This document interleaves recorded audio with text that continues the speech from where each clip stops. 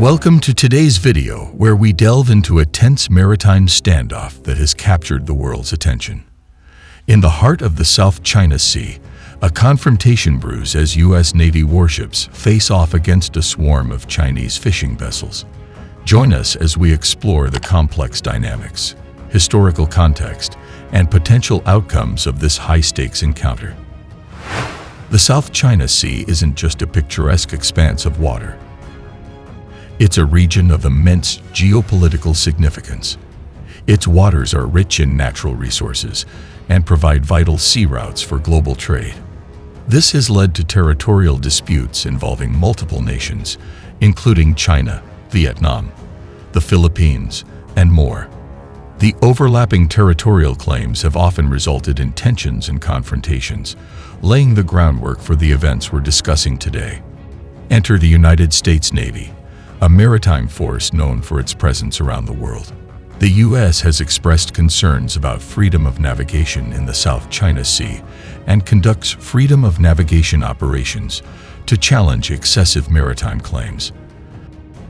These operations aim to maintain open sea lanes and challenge any attempt to restrict international navigation. In recent days, tensions escalated dramatically as U.S. Navy warships found themselves surrounded by hundreds of Chinese fishing vessels. This situation, though not the first of its kind, marks a significant escalation. The Chinese vessels are believed to be part of a maritime militia, a paramilitary force that operates alongside China's regular navy. The presence of these vessels near a U.S. Navy ship raises concerns about potential collisions, intimidation tactics, and the risk of accidental escalation.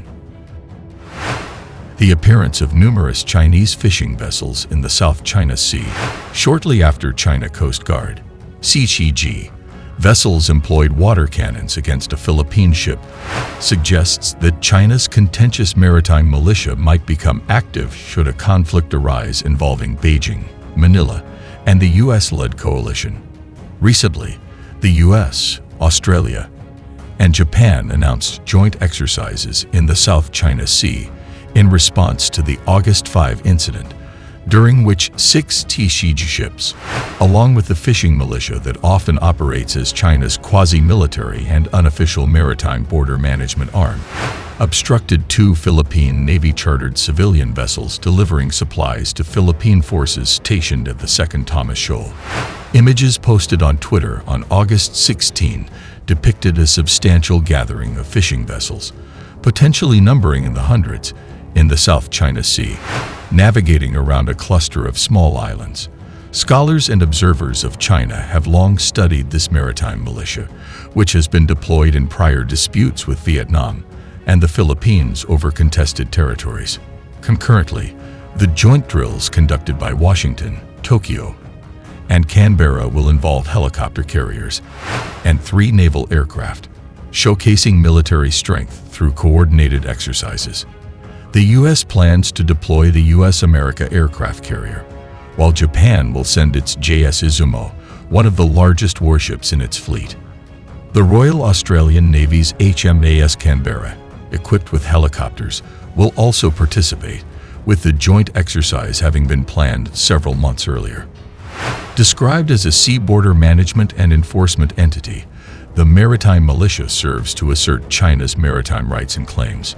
It also has a secondary role in warfare, involving surveillance, reconnaissance, and logistical duties.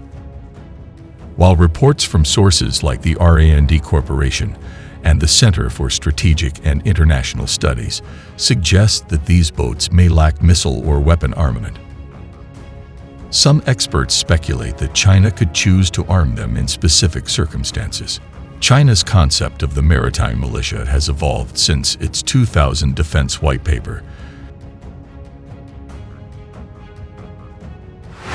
transitioning from a naval-focused approach to a more multifaceted, collaborative strategy.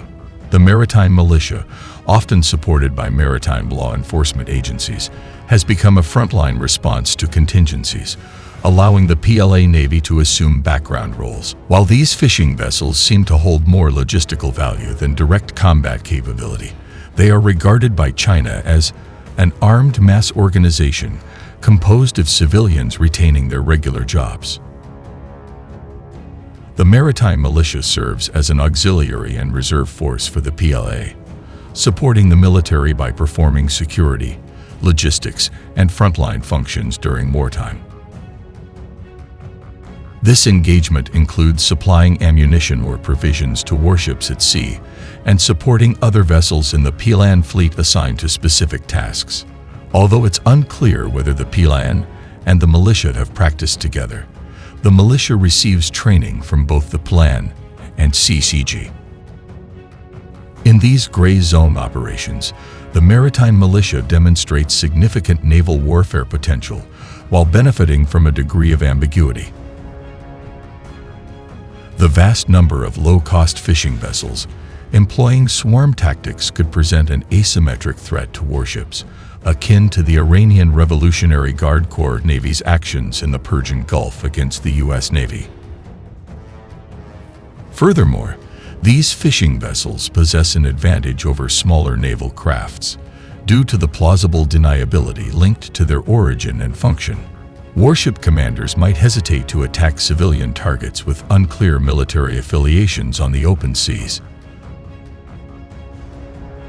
The confrontation holds broader geopolitical implications. China's expansive territorial claims in the South China Sea have been a source of contention for years. The U.S. and its allies view these claims as inconsistent with international law, a viewpoint upheld by a 2016 tribunal ruling. This confrontation highlights the ongoing struggle for control over these disputed waters and the potential for a regional power play with global consequences. The situation is undoubtedly precarious. Both sides need to exercise restraint to prevent an unintended escalation. Agreed. Diplomacy and open communication are crucial. A code of conduct among nations in the region could diffuse tensions and prevent future standoffs. As the sun sets on the South China Sea, the outcome of this confrontation remains uncertain. The world watches as nations navigate the delicate balance between asserting their rights and maintaining peace. Remember to like, subscribe, and leave your thoughts in the comments below.